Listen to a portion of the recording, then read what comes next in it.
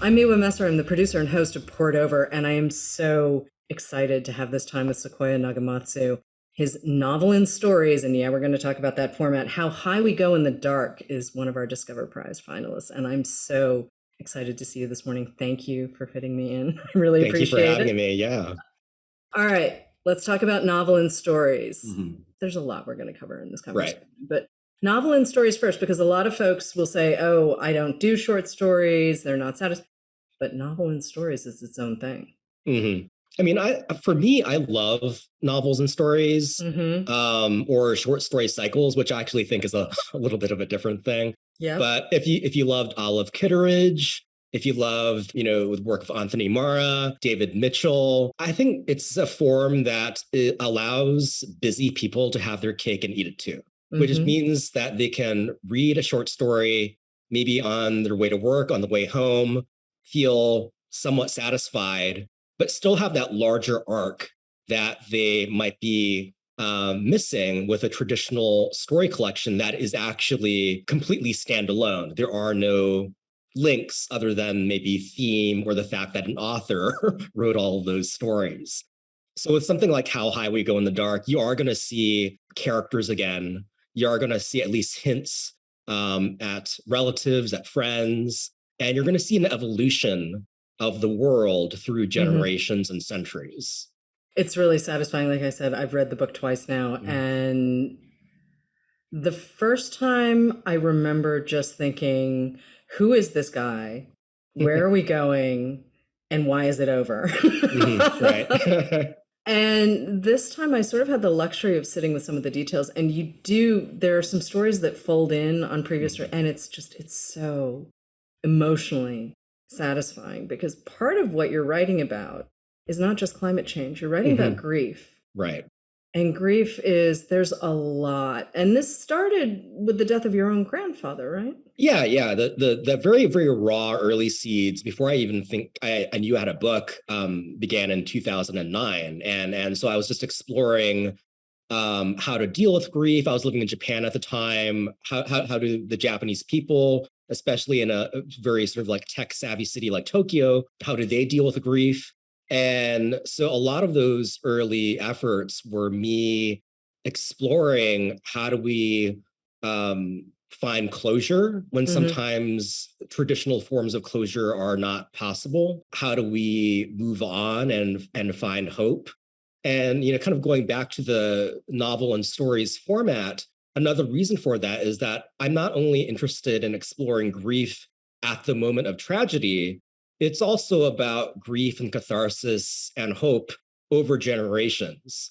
And I think that's the question that we're still having to, answer ourselves in COVID. How is this moment going to affect us culturally, socioeconomically, etc., 20 years from now, 30 years from now? Yeah, and I just want to be clear. It happens that you've written a pandemic novel of sorts, but really, you were working on this long before Yeah. COVID was a thing. And I mean, as we saw with Emily St. John Mandel in Station 11, which is a fantastic, hmm fantastic novel. But all of those pieces about, oh no, you wrote a panda. And she's like, well, actually, this Right, book is right. 10 years old. hmm Like, hmm thank you for, it's just we always want to apply labels, and part of why I bring up labels is that you could consider this dystopian, you could consider it sci-fi, you could consider it literary short stories with a little bit of a bang to it. How do hmm you see your work? Because I do think genre is a construct we don't always need. Right. Yeah. I mean, in some ways, it's useful for booksellers to know where to put things, but that's also very imperfect. You might see Ursula Le Guin in general fiction or sci-fi or fantasy. It's in some ways more of a matter for publicists and people in marketing, but it's also very important for writers to understand where they fall in traditions. And I think for me, the problem resides in resorting to very binary definitions of what genre is. Fantasy, sci-fi, literary, whatever your, poison is, contains multitudes. So I really don't understand the reaction from readers or even some writers or teachers of writing when they see a piece of literary fiction, which isn't, again, a problematic term, and there might be a spaceship in it, and they're like, oh, I don't read science fiction. But everything else about that story is character oriented, it's paying attention to language, it's poetic, however else you might want to define literary. And they're just seeing the superficial representation of a genre as standing in for everything else that the story or book is representing. I also have a problem with the term plague or pandemic fiction. I made a list for electric literature, the literary website, a while ago, where I was compiling plague literature or pandemic or post-pandemic literature. And I think the knee-jerk reaction to pandemic literature that I think a lot of readers might have is, I don't want to read that because it's going to be triggering. It's going to be about, CDC scientists rushing against the clock. And there are actually very few pandemic novels that I can think of that actually operate on that level. They're thinking about Hollywood probably and not about literature. Most plague literature that I can think of, or dystopian literature generally, is about hope. Yeah. It's about relationships and family and the tiny little movements that occur in the wake of some sort of tragedy. The search for connection. It's connection. Exactly. I mean, exactly. and the connection between your characters is so real and so alive to me as the reader that the fact that there are pieces of the world, like virtual reality is very much a piece of one story in ways that I think there are certainly, creators now who would like that to become a reality, but it's not there yet. Or the sort of funeral home experience on steroids in the hotel with Dennis and Val and that gang. It's so interesting to me that you can take a very simple of the moment kind of thing, death and dying. I mean, we all have rituals for this. And to sort of put it on steroids and say, well, what would happen if I sort of turn up the heat? What happens to these characters? They're still human. Right. They're still human. And especially when I think of Dennis and his brother, Brian, and what happens there. And obviously, we're going to stay spoiler free in this conversation. But how many stories are in this collection again? Is it 12? I think 12, yeah. Okay. Yeah, there were more. Some didn't make the cut for various kind of logistical reasons. As far as the kind of the writing of the book, it was very kaleidoscopic, as you might imagine. Yeah. It didn't happen in order. Right. The first chapter was actually one of the last chapters I wrote. The virtual reality chapter was the first chapter I wrote in its very kind of raw form. And then there were definitely chapters I wrote as I was thinking about the overarching arc. And I realized I had to think about the timeline and the evolution of society. Yeah. It's like, okay, so I mentioned the plague was cured, while we were on the spaceship. Right. I need to kind of insert that moment into the narrative somehow. I will say that the way everything comes together is super satisfying. It is super, super satisfying. You do it in a really smart, interesting, very voicey way. But we're also cutting between the US, we're cutting between Russia, we're cutting between Japan, we're cutting between Tokyo. And you were raised in Northern California. You're third generation Japanese American. But you made a choice to, being Japanese and being Japanese American are two very different things. Right. How did that inform the stories in How High We Go? Well, first of all, almost all of the characters are expressly Asian American, or if it's not stated, you can maybe assume that, or they're a Japanese national. And I wrote, as I said, some of their very early pieces when I was living in Japan, and part of those early explorations had to do with researching Japanese funeral traditions, both traditional rituals, but also the death hotels. I souped them up and made them a little bit more futuristic, but they exist in some form in Japan, for various reasons, cost, space saving measures in a large city, it struck me as something that other cities, other countries might have to embrace in the future, as the population grows, as we face, a tragedy like the one that we're in right now, in terms of thinking about how do you deal with mass death in a way that is more humane. And that's something, that in early days of COVID, not a lot of people had the answer to, and not a lot of people were able to have that kind of closure. It was important for me, I think, to have a cast of characters that were both Japanese American and Japanese nationals. I think the Japanese national characters in particular, I wanted to nod at this focus on what a nuclear family was and the importance of how, especially I think in a lot of Eastern Asian cultures, but in Japan, in my experience, you're inviting your aunties, your uncles, your grandparents. Often it's not unusual for several generations to be living next to each other or even in this household.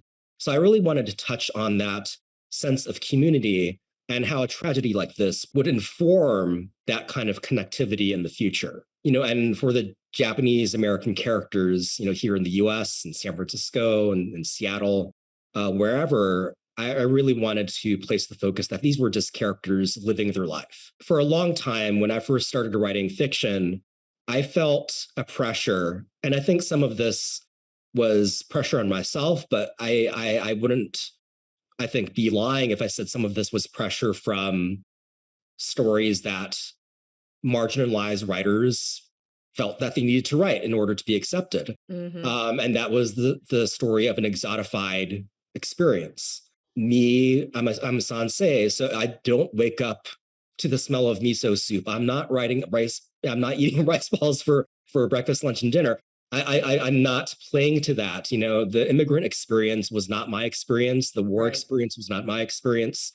And I wanted to make sure, especially during my revisions, when COVID was already happening, that audiences were able to see Asian faces, Asian bodies just surviving and just trying to connect. Yeah, and Orientalism is something that drives me up a tree, to be honest. And it is something, I'm Dune, I'm looking at you. It happens a lot in science fiction as shorthand for Alien. Yeah. I shouldn't even cite this, but like those Star Wars prequels, which I still have not seen, but like seriously, kimono is not shorthand for Alien. Like it's really not. Yeah. And, or, hair or whatever. And I'm just like, oh man, we're still here? Really? Like, what is going on? So the idea, and yes, onigiri is my favorite snack, but I also happen to live in a place where I can just walk down the street and buy onigiri. But, exactly. If I didn't live in that place, no, I grew up in Massachusetts. Like, I did not have onigiri as snack. My mom was not making me onigiri. And now I just live in a place where I'm like, I can go and give someone money and they hand me something wrapped in saran wrap and I can, it's great. Yeah, you can DoorDash it, right? Right. It's that idea of, the Asian or Asian American experience standing in for Alien. I mean, that really is the word that I'm looking for. And part of what I loved about reading How High We Go in the Dark is that you were taking some of these sort of sci-fi tropes and turning them on their ear. I mean, the theme park, with the comedian and Dottie and Finch. Yeah, Fitch. Yep. Fitch, sorry. Like right there, and then we meet Fitch's dad later with Snotorious P.I.G. I was so invested in Snotorious P.I.G. I was so invested in that pig, and I am not the only person who was invested in that pig. I know that. But the connection between those two stories, and they don't sit right next to each other in the book, but the detail that you slide in, that takes us out of this idea that this is the alien thing. It's like, well, actually, you and I are both American. I mean, I've spent a lot of time in Japan. I really love it. I would go back more if I could. But at the same time, like, I'm very aware of being American when I'm in Japan. Right. And I'm very aware of being Japanese American when I'm in New York or LA or certainly Boston. Right. Yeah, exactly. And I had some characters that I think they said it outrightly, that I think Dennis said that he was a bad Asian. Oh yeah, no. Right. Dennis is totally a bad Asian. But I would like to see more of us being bad Mm-hmm. because, I mean, Mm-hmm. we need to be able to be ourselves and be human. And Mm-hmm. something like the model minority myth so dehumanizes people. You're just like, well, of course, you do this. You're going to go be bankers and accountants and consultants and doctors and engineers and all of this. And it's like, well, actually, some of us won't. Some of Mm-hmm. us really super will not go on to do those things. Right. And we have that range. You give the community, whether they're Japanese American or Korean American or Chinese American or Japanese nationals, you give people their space to be messy and complicated Mm-hmm. and loving still. And that to me is really important. And putting that humanity into a story like this and not just Mm-hmm. saying, oh, look at the weird stuff that's happening. I mean, Mm-hmm. there's some weird stuff that happens. I mean, people get crushes in interesting ways. Right. And music is a big part of this book. Mm-hmm. Mm-hmm. Music is a huge part. I listened to your playlist for Mm-hmm. Large Hearted Boy. How does music inform, how do other arts inform what you're doing on the page? Well, I think on the level of theme, in terms of catharsis and hope and Mm-hmm. grieving, like I think that's music and other art forms, whether that be, books as well, I think are very important for people to find a sense of self Mm-hmm. and find needed escapes or find ways of articulating feelings that might seem messy. So I think, music is, makes sense for me because it's an immediate emotional art form, Mm-hmm. where you can experience it with somebody. It's a communal act in some ways, and there's kind of a gut punch with music that I don't get with other art forms in the same way. It's also something that's very important to me just as a writer. I have zero musical ability. But again, I'm a bad Asian, but, I was about to say, no Suzuki violin for you, that no Suzuki. exactly. Exactly. I tried taking the ukulele when I was living in Hawaii. Uh-huh. But Uh-huh. I was like, after two lessons, it's like I'm out. I'm done. I do Yeah. not have the focus for this. I listen to music constantly when I write. And usually not music with lyrics, but I listen to a lot of like sort of ambient electronica. I listen to a lot of like sort of like white noise. Like Mm-hmm. a really nerdy thing I do that I've mentioned in other interviews is that I listen to the a 24-hour loop of the Starship Enterprise engine rumble and the engine I noise. didn't even know you could Yeah, get, wait, did you yeah. have to make that yourself? No, no, no. There's several YouTube videos Okay. of the Enterprise and various other starships, Mm-hmm. and that kind of gets me in the zone. So if like I'm Okay. writing a chapter that's occurring in space, you Mm-hmm. better believe I'm going to be listening to like engine sounds from the Right. Enterprise. Right. If I'm writing a story that is set in a Tokyo neighborhood, I'm probably going to be listening to music that my grandmother listened to or forced me to listen to when I was growing up. So Yeah, power to the grandmas. yeah. Grandma, Mm-hmm. yeah, we don't mess with grandmas. Mm-hmm. Okay, so here you are. It's 10 years ago. You're working on the story collection. I have to say, there were so many moments where my eyes got big and I was very excited because I was like, oh, he just did that. Mm-hmm. Little story moments and things like that. But did anything surprise you, or were you just sort of happy that you finally had pieces that hung together in a very specific way? I mean, there had to have been some surprises, though, right? I think so. I mean, there are definitely moments where I kind of thought of connections. They weren't planned, Mm-hmm. and it was kind of sort of in the moment. Well, what if this character that kind of a very minor character that disappeared in another chapter became a major character in kind of a big way Yeah, towards the yeah. end of the story. And so some of those revelations were big surprises to Mm-hmm. me, and it's really heartening when I see readers, whether that be at events or on Goodreads, which I should do a better job of avoiding, but where they're noting an appreciation for these connections that I worked hard for, or these tiny little details about the potential color of foliage on a planet, on a different planet that I researched for like a week on. And it's like a one line, but I really appreciate like when readers are able to pick up on that. It's a weird book in a lot of ways.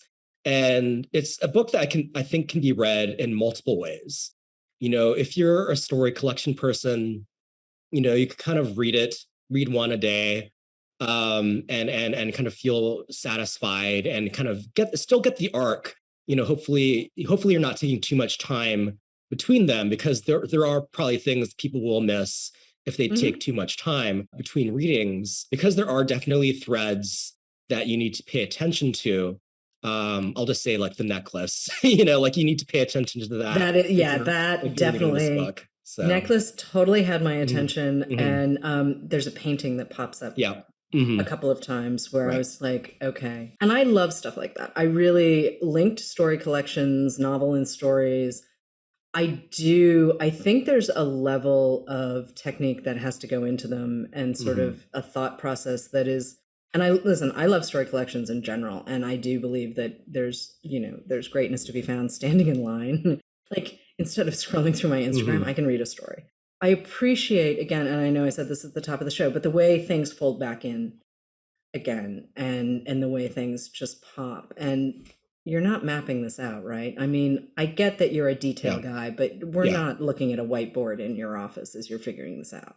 I mean, initially, no. I mean, I think with any book, it's a mess, and you're kind of just figuring it. You're asking those questions like, how is this going to connect? What pieces am I missing? So like, yeah, eventually, like, I had a beautiful mind sort of Okay. situation in my office, but that wasn't until like, very late in like revisions, like when I had to like think about, does this actually make sense? Like, are these connections actually happening in a way that's fulfilling? So I did have to map out eventually, but it definitely was not part of the process for much of the drafting. I want to talk about your editor and your agent and that Mhm, process for a second, because mhm. you're initially working with your agent sort of on what this thing is going to look like when you Right. submit it, right? So Hmm. maybe the stories aren't in the perfect order. Maybe Yeah. there's some fleshing out that has to happen. You sell it, you've got your agent, Hmm. Jessica Yeah. at HarperCollins, and she's really terrific. Yeah. And what does that process then look like for you? I mean, you're sitting down, you've got these stories. At that point, do you have more than 12? Do you have the 12? Like, what does that look like? Yeah. Yeah. I've been working on the manuscript in various shapes and forms Mhm. with my agent for a little while. Mhm. And I think for a writer, you're always kind of hoping that your agent's going to call you or email you and saying, "We're ready. Let's go out on submission with this." And my agent gave me that email. And she said, "I think we're ready with this." It was spring of 2020, so COVID, very early days, and so it was a very different conversation. We were actually just, we're thinking about, do we even want to go out with this right now? Do we wait? How are we going to approach editors? And so we were very careful with our talking points. I wrote a letter to Mhm. editors to make sure that they understood what this was. We didn't Mhm. want them to Mhm. see a plague of any sort and get the wrong idea. Out of the gate, we knew that we had a different kind of obstacle. And I think we were very lucky that, a lot of editors took the time to read it, to see the connections, to see what this could be. And I'm very, very lucky that I was able to work with Jessica, who's amazing, and was able to help me kind of get the book to its finished wonderful form. and Right. and when Jessica got it, there were more than 12 stories. Mhm. And I think kind of the work that I did at HarperCollins at William Morrow was really fleshing out the world, the connectivity and evolution, to make sure that it felt like more of a novel in stories, more of a novel than a short story collection. That we really wanted to make sure that, if people wanted to walk away with a cohesive kind of kaleidoscopic, epic feel, that they can walk away with that. And of course, I want all my readers to walk away with that. And I sometimes cringe when I see readers kind of saying, "Oh, I read a story, and then I'm going to take and then I came back to it like a few weeks later, and I'm like, you're going to miss some things. Right. You're going to miss some connections there." It's like, I'm glad that you like the stories, but this is not a story collection, and I'm Right. tearing my hair out when I notice people saying something like, "You can skip around because it's kind of like a story collection." Then you're going to miss a lot in terms of the connections. I'm definitely one who will skip around in a story collection. I would not do that Mhm. here. Yeah. I just, the reading experience that I had both times, Hmm. I do appreciate the way the tension builds and the way the stakes get higher and the way there are a couple of reveals in later pieces that I Hmm. just were so key to me understanding your characters and also Hmm. understanding you a little bit as the writer, Right. which I really appreciate. So, can we talk about your influences for a second? And there are a lot of folks who blurbed this book who I love: Kevin Yeah. Wilson, Hmm. Benjamin Percy, Right. Erica Swyler, Yeah. Gabrielle Zevin. Like, Right. clearly, you're pretty widely read as well. So, Right. Yeah, and speaking, and I love Erica. She was actually one of the first people that knew about the book deal. okay, She was like, "Hey, what's going on?" I would definitely see like work like Erica's as being definitely an influence and somebody that I look up to and appreciate as a writer that is working today, in the yeah, trenches with me. absolutely. As far as other writers that I was thinking about when I was building this book at various stages, well, I have a robot dog. He's a Wait, Sony. what? I'll say so. He's a so there's a chapter that's about Oh, a yes, robot there dog, is. and that's inspired by the first generation of the Sony Ibos. Oh, okay, And okay. so I have a recent generation Ibo, and his name is Calvino after the author Italo Calvino. And so he's Calvino is definitely one of my earlier influences, I would say, just in terms of playing with genre and cosmic comics in particular.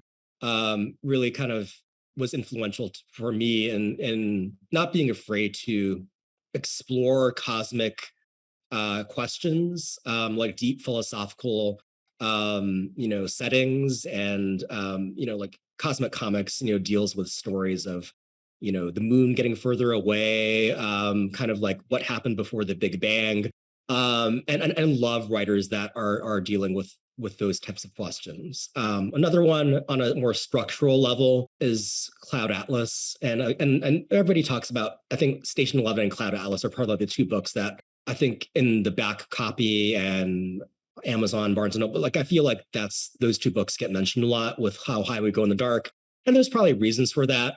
But I definitely look to David Mitchell. Like pretty much all of David Mitchell's books are structurally experimental in some way, and so I was definitely thinking about Mitchell and how he created a larger narrative with essentially like longer short pieces. Yeah, and if you look at Bone Clocks too, I mean, there's stuff that pops up, and there's a major character Right. that pops Mm-hmm. up from earlier books, and you don't have to have read. It's like Elizabeth Strout. You don't necessarily have to have read all of the Lucy Barton books to Mm-hmm. understand where we are with Lucy by the Sea. It's a treat, though. Right. Are you thinking about maybe then working in a world that's sort of the world of Sequoia Nagamatsu and building off of that? Are you thinking, maybe someone from this collection is going to show up 4 books from now, or are you just going to let yourself be surprised? Well, I mean, I'm working on another novel right now for HarperCollins, and you know, both how I mean, and there are elements of How High We Go in the Dark that were already kind of in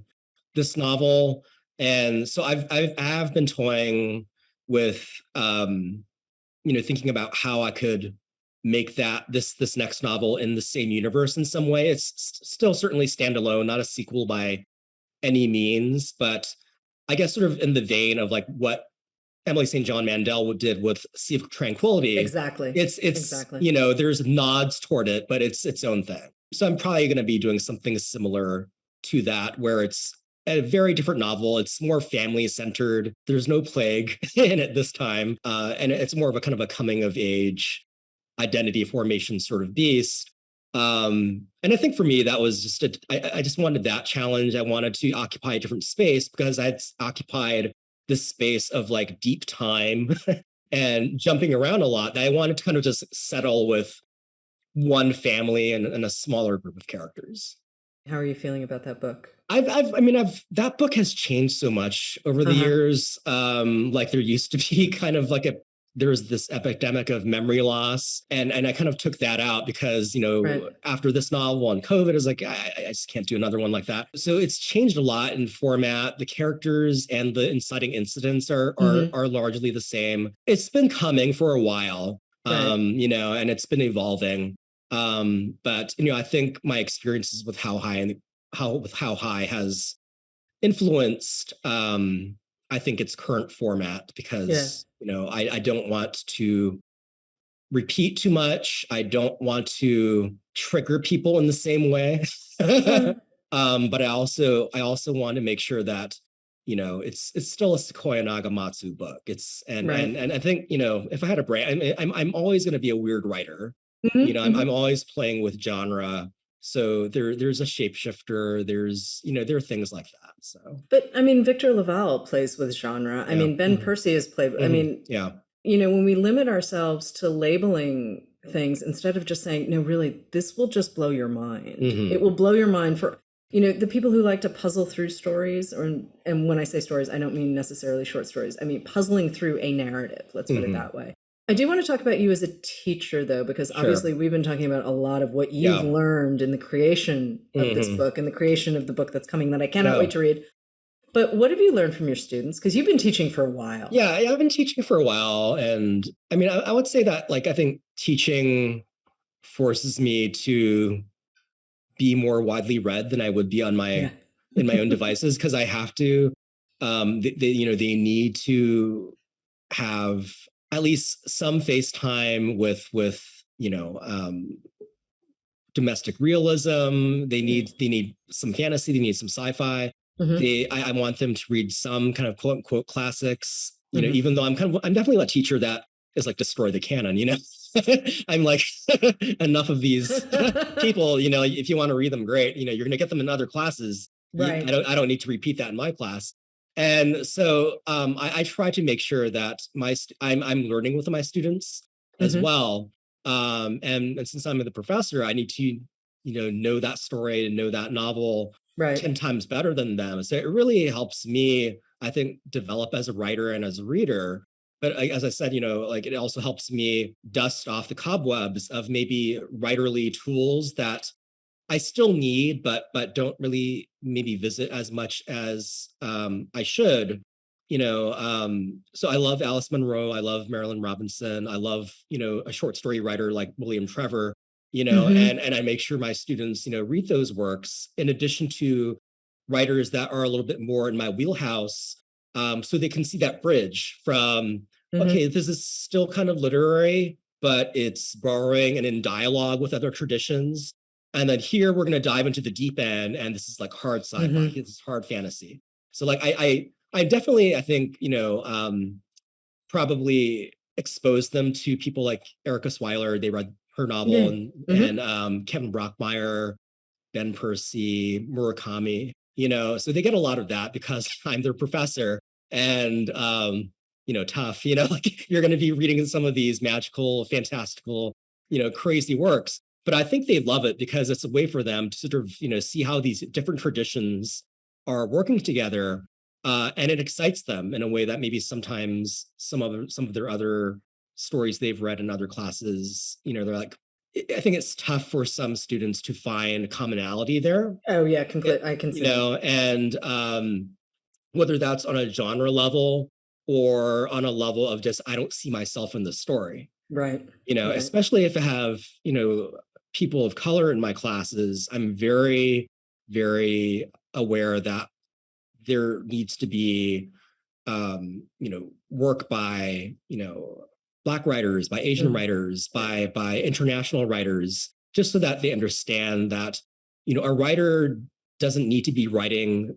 doesn't need to be pandering to an audience. Like, a writer can be writing on their own terms. What does that look like? What does that, why does the story read differently than a story from like 10 years ago? Maybe from the same author. Like, what has changed in the industry? And we have those conversations too Hmm. as well. Well, and even seeing more women. I mean, Yeah. R.F. Kuang. Have you read Babel yet? By the way, Not yet. Not it should be on higher. on my I, on I, I my don't I don't doubt that ever. it's on Yeah. your list, but Yeah. it's really good and it Hmm. flies. Hmm. Do you Hmm. remember the book that made you a reader? I mean, I could go back to like my childhood, and I think like something like The Wrinkle in Time, I think was is Yeah. definitely stays in my head. But my grandparents, and there was always the National Enquirer in my house, like stacks of it. And while like like my professors are probably cringing when I say that, it's like I read that cover to cover. It was still reading it, but it really, I think, piqued my curiosity about like human relationships Yeah. exploding. Yeah. No, I'm. And I feel like something about that maybe did stay with me on some level. Mhm. But I think later on in high school, a book that I think stayed with me as far as like, this is something that I want to try. This is something that maybe I want to take a creative writing class, was William Faulkner's The Sound and the Fury. Oh, And wow. yeah, Okay. Okay. and I think just the formal, structural, um, experimentation of that book, the language of that book, really impressed me in a way that no other book had until that point.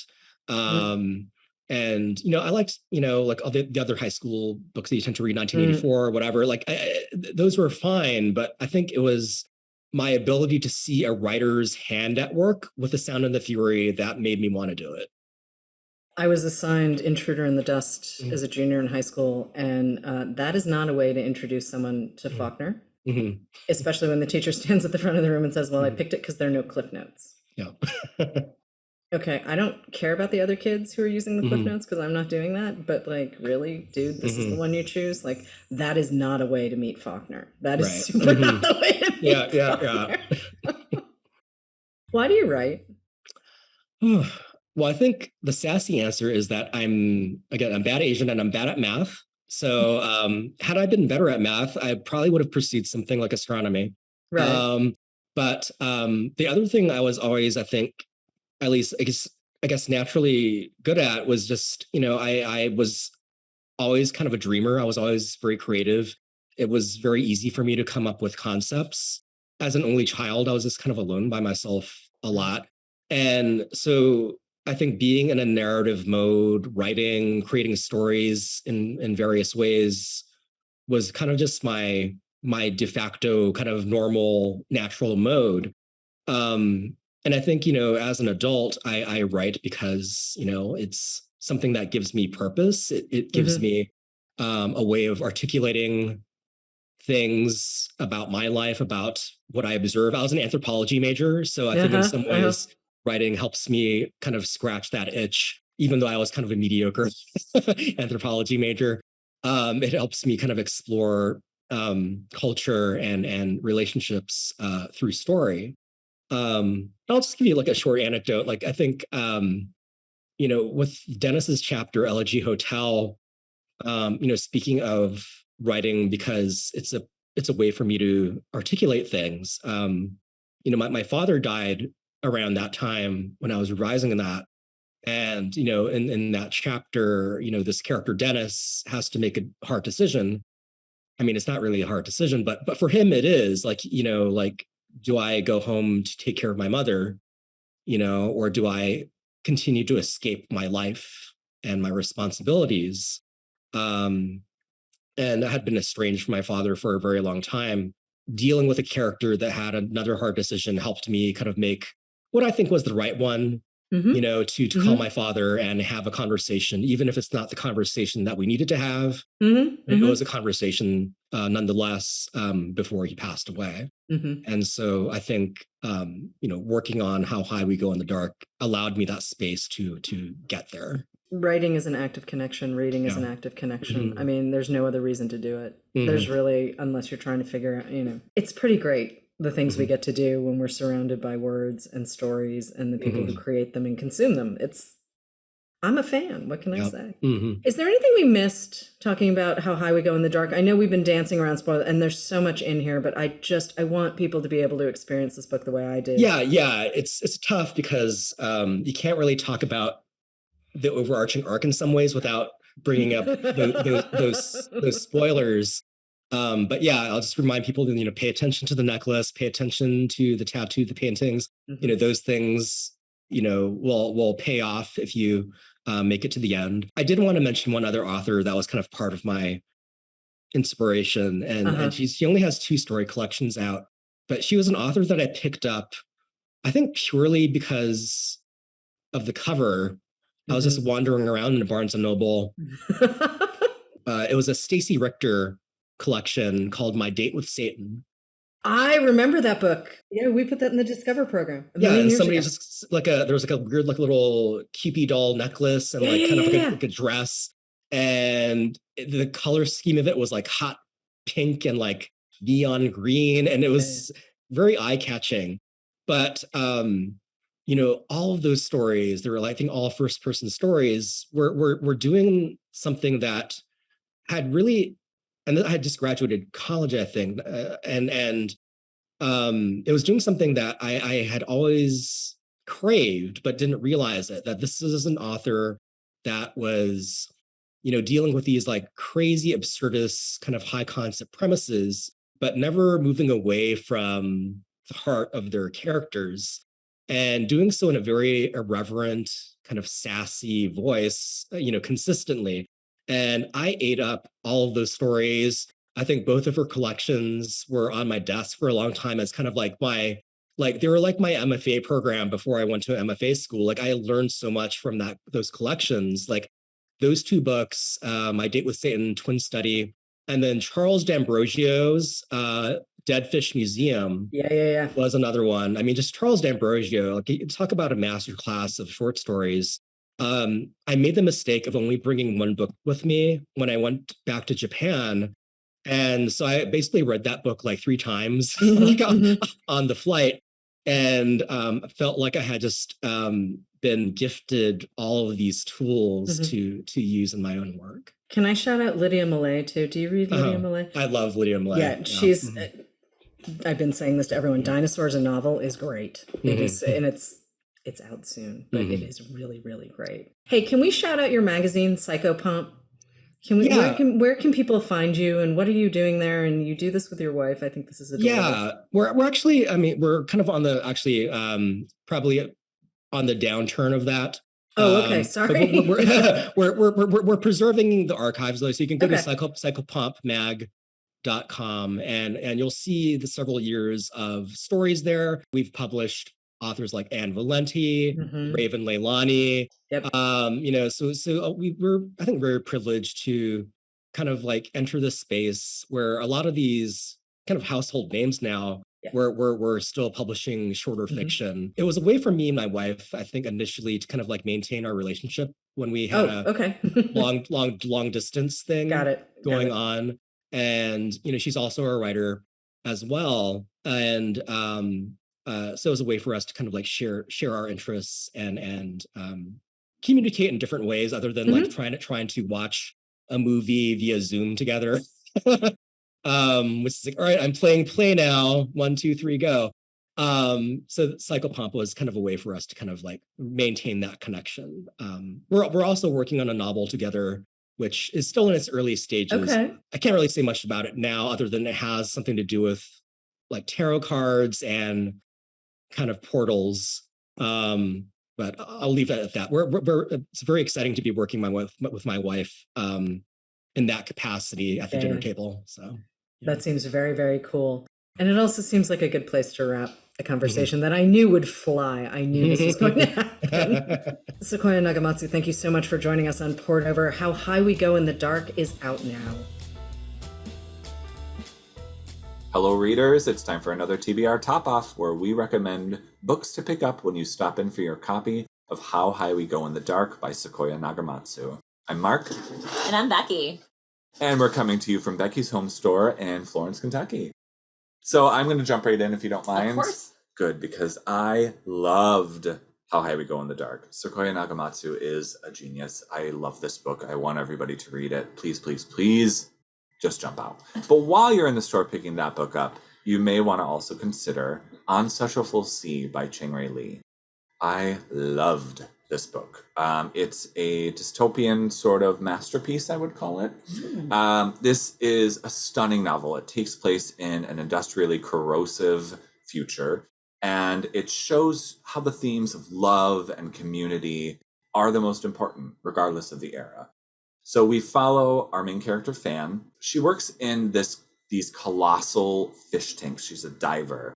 These tanks are used to essentially provide sustenance for the community in this future Baltimore, which they call Beemore.